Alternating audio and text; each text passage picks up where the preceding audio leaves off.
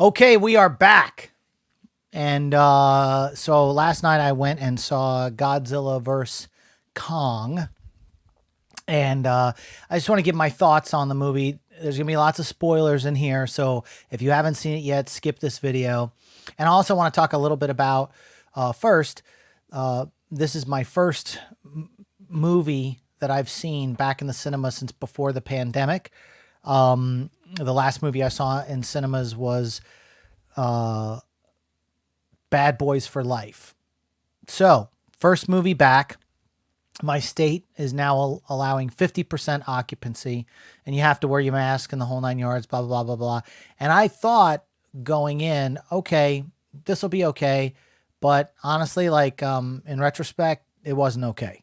50% occupancy. It appeared that there were more people in the cinema than 50%.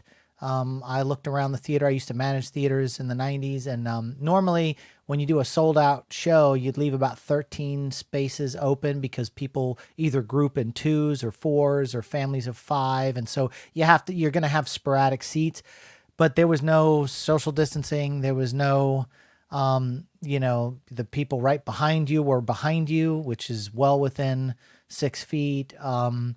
I was kind of disappointed in that. And also disappointed in AMC for another reason real quick. I'll just say in the opening credits of the film, the lens did not switch over from flat to scope. So during the opening credits and all the way through to the discovery of Kong, or like the audience gets introduced to Kong again, it was in flat. And so there was a big square around the film. And so it was cut off. And I went out once. I was the only one in the theater that went out once and complained, went back to my seat, still wasn't fixed, went back and said, guys, you got to get this fixed. You're going to have a lot of angry people in there. And they said they had somebody working on it. When I went back in the second time and I looked up at the booth, nobody was there. And then all of a sudden, a few minutes later, it finally switched over from flat to scope, and I was able to enjoy the rest of the film. Luckily, it was before all the action started. Now, so AMC's got to get their act together, and for the record, I don't think I'm going to be returning to the cinemas because I don't feel the experience was safe enough. That being said, Kong vs. Godzilla, or Godzilla vs. Kong. I enjoyed this film immensely. I went in, if you've seen Godzilla, or if you've seen King Kong, or you've seen, the King of Monsters, Godzilla King of Monsters, the MonsterVerse, how it's being presented. If you were someone like me, born in 1975, that grew up watching in reruns all of the original Godzillas on regular television and King Kongs and all that kind of stuff, you loved this movie. I love this movie. You have to have a suspension of disbelief. If you went into this thinking it was going to be a masterpiece, you're crazy. It's giant lizards and gorillas beating the hell out of each other. I mean, that's what it comes down to. I've seen a lot of people talk about the human element, the storyline with the one young girl, and the other storyline that was going on with the mastermind behind everything. And a lot of people were like, "Hey, we want to just see the Godzilla and Kong fight." Well, that's great and fine and dandy, but I enjoyed the relationships and everything, the father-daughter thing. I enjoyed all of it. And I think it makes a richer film. Plus, I mean, it's expensive to make an entire film all CGI of just Godzilla fighting King Kong. I mean, let's just be honest. That's some of the highlights. And then one of the things I loved is this hollow earth theory that they talked about, and how they got to the hollow earth, and that there's a whole nother civilization underneath inside the core of the planet, lush with trees and creatures and dinosaurs and all sorts of stuff. And that's where Kong kind of comes from.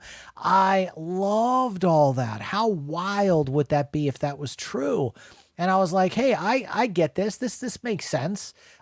Fine, whatever. They fly the ships into it. Only Kong could survive the gravity pull and all that stuff. Fine.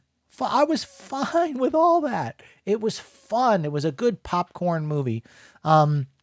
Godzilla, you think he's the bad guy. I actually thought they were going to go with the mantra of the original Mechagodzilla, where Godzilla would first appear in the flesh and then the flesh would burn off or whatever, and it would reveal Mechagodzilla. But what they did with King Ghidorah's head and then the telepathy and all that kind of stuff with the guy controlling the Mechagodzilla. And I like it's a robot Godzilla. No, it's a mecha Godzilla. I enjoyed that line with the one kid. That was fun. Everything about, the reasons that mecha Godzilla was built was so that we could control the Titans, and that Godzilla sensed the threat because he could sense King Ghidorah coming back to life, the one head. I loved it. I love that when he was going to these areas and destroying them, he was trying to find the pieces to Mechagodzilla, and the eye was there. And I knew as soon as I saw the eye, I was like, okay, that's Mechagodzilla's eye. And so I enjoyed all of it. I loved how Godzilla never bowed to Kong at the end. Kong, they had this mutual respect, like, okay, you just helped me. I was about to die because Mechagodzilla was just handing me my tail. And you came in and you saved the day. And I respect that. But I did stomp you earlier, and I almost stopped your heart by my foot stomping on your chest and breaking your ribs and dislocated your arm. And the dislocated the arm, it reminded me as soon as I was with my friend Danny Miller. He's an artist. He's the one in another video who did this great picture of Godzilla. I'll put the link to that video in the comment section below. But we've been planning on going to this movie for months because we were working together on a TV series, and he was in his department, I was in mine, but we always interacted. And it was just one of those deals where we were like, we've got to go see Godzilla together. We're both Godzilla fans. So we had a blast, all the stuff with AMC aside, and the nervousness of the crowd. And so I digress. So, I loved how Godzilla, after he had the beatdown with Kong, I love Kong's battle axe because in reality, because Kong doesn't have fire to breathe or atomic fire, he needs a little something extra. And so he's got this axe, this battle axe, that's from his home world, which is in the core of the earth, which is where Kong is from. I loved it. And, the fighting in the city and all that kind of stuff. And it was just so much fun. I can't express how much fun I had. The other thing is, like, I don't know if they've run their course with this. You had Godzilla, you had, the Kong, Skull Island, the Kong, you had, King of Monsters, and now this. Is it now fully realized? I mean, the only place to go would be into Hollow Earth to follow Kong. I think the only thing that bothered me about Hollow Earth was he didn't find any other, they had said your home might be down there, your family might be down there. And then he gets down there and there's the remnants of the other battle axes and the statues of the giant Kongs, but there was no other Kongs. There was no other giant apes. And I kind of felt sad for him because it's like, okay, you found your home, but what did it really get you? Because your home was on that island with the little girl, and like that was your family. So now you're going to go into Hollow Earth, and there's nothing there for you other than to be the king of that realm, and Godzilla will be the king of Earth out of the center of the earth. So I don't know, like, I guess they could do stories, but, I like the mutual respect between Godzilla at the end where you think they're going to fight again. And then Godzilla's like, okay, look, I'm not bowing to you, buddy, but you saved me. And, but don't forget, I practically killed you. And if it wasn't for, these humans giving you a little electricity to get your heart going again. Yeah. And I don't think Godzilla even knew that went down. But Godzilla appreciated being bailed out. And I loved how Mechagodzilla fought. The three-way battle was great. And I enjoyed the hell out of this movie. It was a good popcorn, fun film. I had to see it on the big screen. I'm glad I saw it on the big screen, but I do not believe I am returning to theaters anytime soon. Even I get fully vaccinated on April 8th. I'll have my second Pfizer shot. But I'll be honest with you guys, too many people, not enough mask wearing. I mean, I get it. They allow people to eat. But when you kind of look around over your shoulders, and I think the other thing is having the mask for myself on, I have to wear glasses to see distance.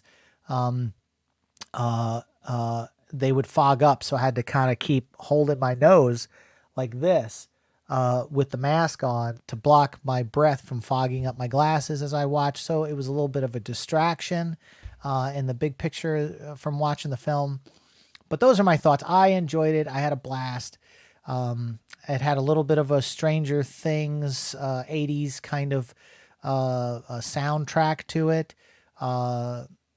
And I didn't mind the humor. I thought it was a little over the top, but I get that, there's a new standard being set by like humor in these big epic films to lighten up the seriousness of what's going on. Although, come on, it's Godzilla versus Kong. How serious is it going to be? What did you guys think? Let's talk about it in the comments section, and we'll see you on the next one.